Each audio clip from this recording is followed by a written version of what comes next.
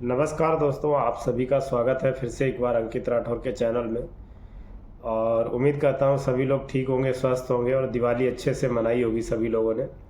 तो आज हम बात करने वाले हैं, रिसेंटली एक सुप्रीम कोर्ट से ऑर्डर भी आया हुआ था और as per news and information मैं आपको बताना चाहूँगा कि जो हमारा आधार है वो डीओबी के लिए वैलिड है या नहीं है, आयु प्रमाण पत्र के लिए वैलिड प्रूफ है या नहीं है, उसी पे आज हम बात करने वाले हैं। ठीक है, तो वीडियो काफ़ी इम्पोर्टेंट रहेगा, पूरा देखिएगा ताकि आपको सारी इन्फॉर्मेशन अच्छे से पता चल सके और आपको कोई डाउट ना रहे और आपको थोड़ी सी श्योरिटी रहे कि हाँ, बहुत लोग परेशान भी है कि आधार पे उनकी डीओबी कुछ और है, क्वालिफिकेशन के डॉक्यूमेंट पे डीओबी कुछ और है, उस चीज़ को लेके भी वो परेशान रहते हैं। ठीक है, तो वो कहीं ना कहीं जो समस्याएं हैं वो कोशिश करेंगे कम हो, ख़त्म हो। तो सबसे पहले तो हम बात करें कि ये सारे जो निर्णय लिए जाते हैं वो सुप्रीम कोर्ट के थ्रू लिए जाते हैं कि कौन सा गवर्नमेंट प्रूफ किस चीज़ के लिए वैलिड है, नहीं है, क्या उसकी मान्यता है, क्या उसकी गाइडलाइंस है, वो सारी चीज़ें एज पर सुप्रीम कोर्ट ही फॉलो की जाती हैं। ठीक है, तो अब क्या सुप्रीम कोर्ट ने निर्णय लिया है, क्या न्यूज़ है, क्या ऑर्डर दिए हैं और क्या आधार का फाइनली क्या रहने वाला है।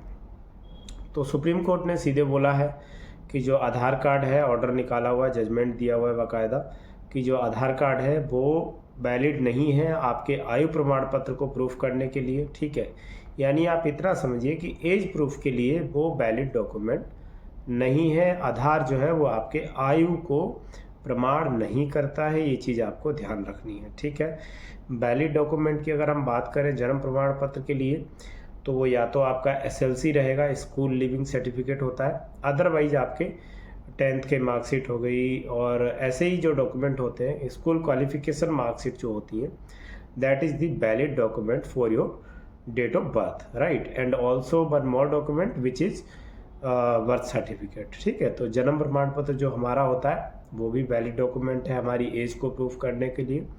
और बाकी अगर हम आधार की बात करें तो आधार पे जो डीओबी लिखी हुई है वो हम एक वैलिड डॉक्यूमेंट नहीं कह सकते हैं कि हमारी डेट ऑफ बर्थ को कंफर्म करने के लिए वैलिड या लीगली डॉक्यूमेंट है, ऐसा कुछ नहीं है। ठीक है, आधार ने भी ऐसा दिया हुआ था पहले कि आधार यूआईडीआई के थ्रू कि जो आधार है हमारा unique identification authority of India, कि Aadhaar is not valid document for DOB. Aadhaar जो है वो सिर्फ और सिर्फ आपके आइडेंटिफिकेशन को पहचान कराता है, आपकी पहचान कराता है कि आप जो है वो यही हैं या फिर कोई और है। वो सब चीज़ें जो है वो आधार वैलिड कराता है कि जो पर्टिकुलर पर्सन की डिटेल्स दी गई है ये वही बंदा है या वही पर्सन है जिसका ये आधार है, क्योंकि उसमें हमारे बायोमेट्रिक होते हैं, फेस ऑथेंटिकेशन होता है, आइज़ वगैरह हमारी रेटिना वगैरह स्कैन होती हैं, तो वो वजह से हम ये स्कैन कर सकते हैं। ठीक है,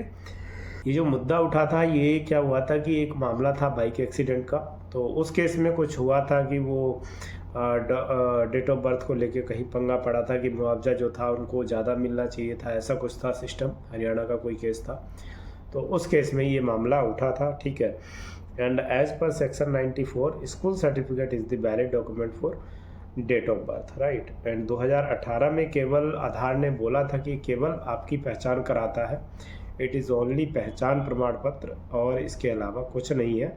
ठीक है, ऐसा 2018 में आया था। उसके बाद क्या हुआ कि फाइनली जो 2018 के बाद जो स्कीम निकली कि आधार कार्ड को एक ऐसा यूनिक नंबर दिया जाएगा जो कि गरीब परिवार है, पिछड़े वर्ग है, उनको एक नंबर दिया जाएगा ताकि गवर्नमेंट से जुड़ी जो भी सुविधाएं हैं वो डायरेक्ट उनको मिल सकें और उनको उसका लाभ मिले। ठीक है, इस वजह से आधार का निर्माण किया गया था, आधार को आगे बढ़ाया गया, लेकिन कुछ due to security reasons and जो भी रहा हो उस टाइम पे इस चीज़ को आगे फिर रोक दिया गया, उसको कंटिन्यू नहीं किया गया। उसके बाद क्या हुआ कि कुछ समय के बाद जैसा कि अभी टाइम चल रहा है, आपको पता है कि आधार से ही आदमी सब कुछ कर लेता है, चाहे उसको पैसे निकालने हो या पैसे ट्रांसफ़र करने हो, बायोमेट्रिक के थ्रू वो क्या करता है कि आधार के थ्रू अभी ट्रांजैक्शंस कर सकता है। अब क्या हुआ 2024 की अगर हम बात करें तो अभी सब क्या है, एज़ पर करंट कि डीबीटी आपने सुना ही होगा,